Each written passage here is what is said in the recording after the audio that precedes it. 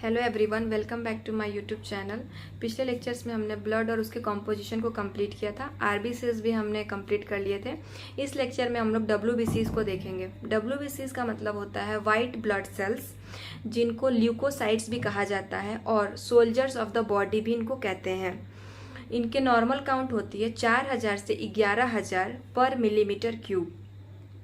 इनका main function होता है हमारे बॉडी में डिफेंस मैकेनिज्म का, और इम्यूनिटी भी यही बनाते हैं। इम्यूनिटी में भी मेन रोल इनका ही होता है। इनका मेन फंक्शन है हमारे बॉडी में जो भी फॉरेन पार्टिकल्स इंटर करती हैं उनका पता करते हैं ये लोग, और इसको डिस्ट्रॉय भी करते हैं। डब्ल्यूबीसी सबसे बड़े ब्लड सेल्स होते हैं। भले ही ब्लड में इनकी मात्रा 1% ही होती है, लेकिन ये बहुत इंपॉर्टेंट होते हैं। जैसा कि हमने देखा था आरबीसी के जो साइटोप्लाज्म है, आरबीसी जो है उसके अंदर न्यूक्लियस एब्सेंट होता है, बट डब्ल्यूबीसीज में न्यूक्लियस प्रेजेंट होते हैं। कुछ ऐसे डब्ल्यूबीसीज के टाइप्स हैं जिसके साइटोप्लाज्म में ग्रेनुअल्स भी प्रेजेंट होते हैं। अब हम लोग देखते हैं डब्ल्यूबीसीज के टाइप्स। डब्ल्यूबीसीज को दो कैटेगरी में डिवाइड किया गया है। उनके दो टाइप्स होते हैं। इनको डिवाइड किया गया है ग्रेनुअल्स के प्रेजेंट और एब्सेंट पे। जिन डब्ल्यूबीसीज में ग्रेनुअल्स प्रेजेंट है उनको ग्रेनुलोसाइट्स बोला गया है, और जिन डब्ल्यूबीसीज में ग्रेनुअल्स एब्सेंट है, उनके साइटोप्लाज्म में ग्रेनुअल्स नहीं है, उनको एग्रेनुलोसाइट्स कहा गया है। ग्रेनुलोसाइट्स में अपने 3 डब्ल्यूबीसीज के टाइप्स आते हैं, बेसोफिल्स, इओसिनोफिल्स और न्यूट्रोफिल्स। इसको याद करने का एक ट्रिक होता है। बचपन में हम लोग बेंटेन बहुत ज़्यादा देखते थे, तो इसका जो एक पार्ट होता है बेन, उससे हम लोग याद रख सकते हैं बेसोफिल, इओसिनोफिल और न्यूट्रोफिल। और ए ग्रेनुलोसाइट्स में आते हैं अपने मोनोसाइट्स और लिम्फोसाइट्स। इसको याद करने का भी एक तरीका है एमएलए। एमएलए में जो है उससे ये डिनोट होगा कि ये ए ग्रेनुलोसाइट्स के हैं, एम से मोनोसाइट्स और एल से लिम्फोसाइट्स हो जाएगा। अब हम लोग डिटेल में देखते हैं ग्रेनुलोसाइट्स को।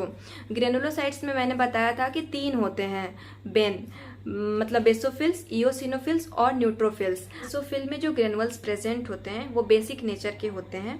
इसमें जो न्यूक्लियस प्रेजेंट होता है उसका शेप जो है वो एस के जैसा होता है। ये एस शेपेड न्यूक्लियस होते हैं। जो बेसोफिल है वो 3 तरीके के सिक्रीटरी सब्सटेंस को सिक्रीट करता है: हेपेरिन, हिस्टामिन, सेरोटोनिन। हेपेरिन जो है वो एंटीकोगुलेंट होता है। जब भी हम लोगों को ब्लड का सैंपल जब हम लोग लेते हैं तो उस टाइम एक एंटीकोगुलेंट, कोई सा भी एंटीकोगुलेंट हम लोग मिलाते हैं तो वहाँ पे हम लोग हेपेरिन को भी ऐड कर सकते हैं। हिस्टामिन जो है वो इन्फ्लामेशन के लिए रिस्पॉन्सिबल होता है। कहीं भी अगर हमारी बॉडी में स्वेलिंग हुई है, इन्फ्लामेशन हुआ है, तो वहाँ पे हेपेरिन की प्रेजेंस होगी।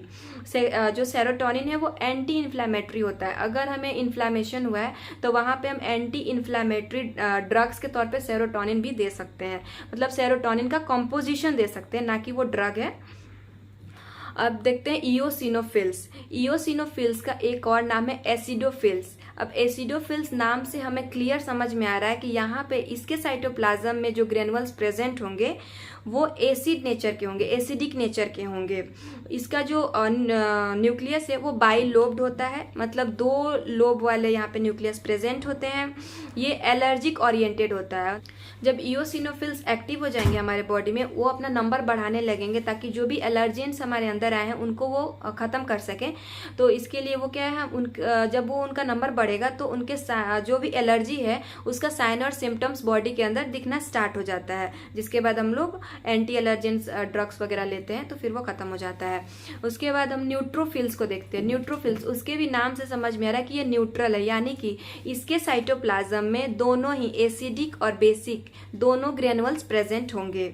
इसकी जो न्यूक्लियस है वो मल्टी लोब्ड होती है। इसकी वजह से इसका एक और नाम है, न्यूट्रोफिल्स को एक और नाम दिया गया है पॉलीमॉर्फो न्यूक्लियर ल्यूकोसाइट। इसका एक शॉर्ट फॉर्म है PMNL, पॉलीमॉर्फो न्यूक्लियर ल्यूकोसाइट।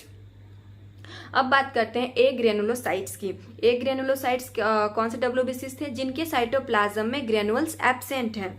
इसमें हमारे पास 2 डब्ल्यूबीसीज थे, मोनोसाइट्स और लिम्फोसाइट्स। जो मोनोसाइट्स हैं उनका जो न्यूक्लियस है वो किडनी शेपेड न्यूक्लियस होता है, और ये सबसे लार्जेस्ट डब्ल्यूबीसीज होते हैं। अब इनको लार्जेस्ट WBCs हम लोग क्यों बोलते हैं? ऐसा नहीं है कि इसमें न्यूक्लियस सबसे ज़्यादा होगा या ये दिखने में बड़े होंगे, नहीं, न्यूक्लियस इसमें छोटे होते हैं। इसका जो साइटोप्लाज्म है उसका एरिया ज़्यादा होता है, जिसकी वजह से इसको लार्जेस्ट WBCs बोलते हैं। मतलब इसमें साइटोप्लाज्म का एरिया ज़्यादा होता है, इसलिए लार्जेस्ट WBCs हैं ये। ठीक है, ये फ्यूज़ करते हैं और ये मैक्रोफेजेस बनाते हैं। ठीक है, यानी कि जब भी हमारे बॉडी में फॉरेन पार्टिकल्स इंटर करेंगे तो उनको किल करने के लिए वो जो मोनोसाइट है वो इनगल्फ करेगा, इसलिए ये मैक्रोफेजेस हैं, यानी कि उनको निगल जाएगा वो। उसके बाद हम देखते हैं लिम्फोसाइट्स। लिम्फोसाइट्स में क्या है, यहाँ पे न्यूक्लियस बहुत ज़्यादा बड़ा होता है, जिसकी वजह से साइटोप्लाज्म की एरिया जो है वो कम हो जाती है, इसलिए इनको स्मॉलेस्ट WBCs बोला जाता है। ये भी इम्यून सिस्टम के लिए रिस्पॉन्सिबल होते हैं। यहाँ पे एंटीबॉडीज़ का फॉर्मेशन होता है, ये एंटीबॉडीज़ बनाते हैं। अब हम ये देखते हैं कि जब हमारे बॉडी में फॉरेन पार्टिकल्स इंटर करेंगे तो सबसे पहले उनको कौन सा सेल है जो डिस्ट्रॉय करने के लिए आएगा, फैगोसाइट करने के लिए आएगा। सबसे पहला जो WBCs में है वो आते हैं न्यूट्रोफिल्स, यानी कि वो सबसे पहले एक्टिव होंगे और उनको डिस्ट्रॉय करने के लिए जाएंगे न्यूट्रोफिल्स। उसके बाद अगर न्यूट्रोफिल से वो कंट्रोल नहीं होते हैं तो ये काम जो है, मतलब सेकेंड सेल जो फैगोसाइट करेगा, फैगोसाइटोसिस का काम करेगा, वो होता है मोनोसाइट्स।